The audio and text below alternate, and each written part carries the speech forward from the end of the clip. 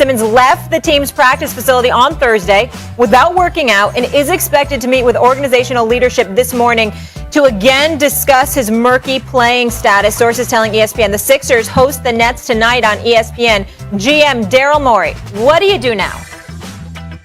Right now, any sort of trade, which obviously Ben Simmons wants, the best thing we can do is get role players back. That makes no sense. People should buckle in. I mean, this is going to go a long time because our only path, my only job is to help us give the best chance to win the title. Ben Simmons is a difference maker, so if we can get him back, he will help us win the title. If we can trade Ben Simmons for a difference maker, we will do it. You're going to think I'm kidding. I'm not. This could be 4 years. Kendrick, talk to me. You know, Molly, I'm exhausted with this whole situation, okay? And it's so toxic from both parts, right? I feel like when you're going through this type of thing, you should try to keep this in-house as much as possible. And I love Daryl Morey. Daryl Morey is a close friend of mine. We communicate often. But for him to do radio interviews right now at this moment about the situation, I don't like it, right? And I'm also cool, and I have a great relationship with Rich Paul, right? And I tell Rich Paul, hey, man, listen, I don't like the way that Ben Simmons is handling this situation. The man showed up to practice with a cell phone in his pocket. You know, it's a certain type of professionalism that you got to have about yourself. And here's the problem that I have on another note. People are looking at Ben Simmons and saying, you know what? It's all Rich Paul. No, it's not Rich Paul. Rich Paul, his job is to make sure that he give his client advice. If his client don't accept it, he has to back up his client and support his client on whatever he wants to do. Now, I will say this, Stephen A., Molly, in my opinion, this is bigger. This is bigger than just the 76ers and Ben Simmons. This is coming to the level of owners versus players, right? Because if anybody out there in the world think for one moment that that owners around the league are not talking about this situation in-house and telling the ownership of the Philadelphia 76ers to stand their ground, they're crazy. This is about making a statement more so than anything else. Well, there's a couple of layers to what you're saying. I'll take it one by one, the latter part that you mentioned. Yesterday, a high-ranking league official says to me, Kendrick Perkins, he texts me, quote, Ben Simmons' actions will have a negative impact on player empowerment at the bargaining table. You just wait and see. So that's just the buffer, the point that you just made. You see, one of the things, if you remember, and before I get into Ben Simmons, it's very, very important that I bring this up because a lot of people didn't get this.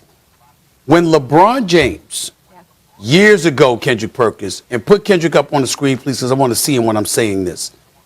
When LeBron James announced that he was taking his talents to South Beach, remember the firestorm that created? I'm not talking about with fans. I'm not talking about folks in Cleveland. I'm talking about amongst ownership. And I'm not even talking about just Dan Gilbert. You had a lot of owners that were turned off because Dan Gilbert was never given the heads up. And they had a problem with how LeBron James handled his departure from Cleveland.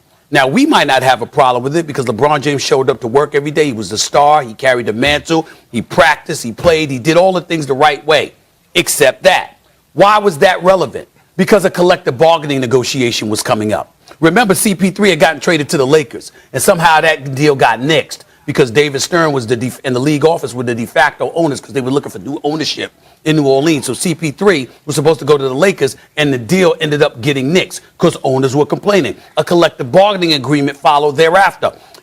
Basketball-related income was trimmed from 57% to 50% on behalf of the players, taking away millions. A lot of people, even though they were coming for that anyway, a lot of people pointed to player empowerment per se as an excuse for the fervor that they put forth towards the negotiating table. Now, true or not, they tried to use LeBron James as an example, who is as model of a citizen and a superstar as it gets. And they used him as leverage. what the hell you think they're going to do when it comes to Ben Simmons, okay? So now we get to Ben Simmons specifically. Certainly we can't sit up there and blame Rich Paul. It's not his fault. This is Ben Simmons.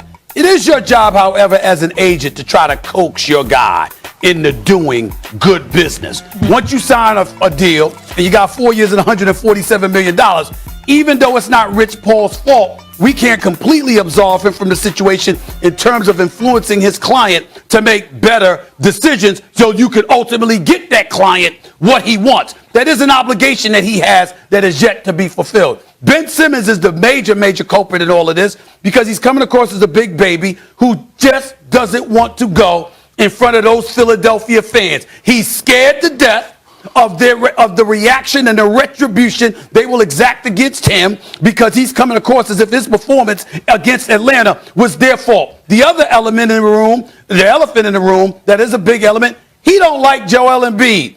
And I think we've learned crystal clearly, I might add, that Joel Embiid don't like him, nor does he respect him. He considers him a big baby and a brat, and he ain't interested in babysitting. He wouldn't even acknowledge his name when he says, I don't care about that man.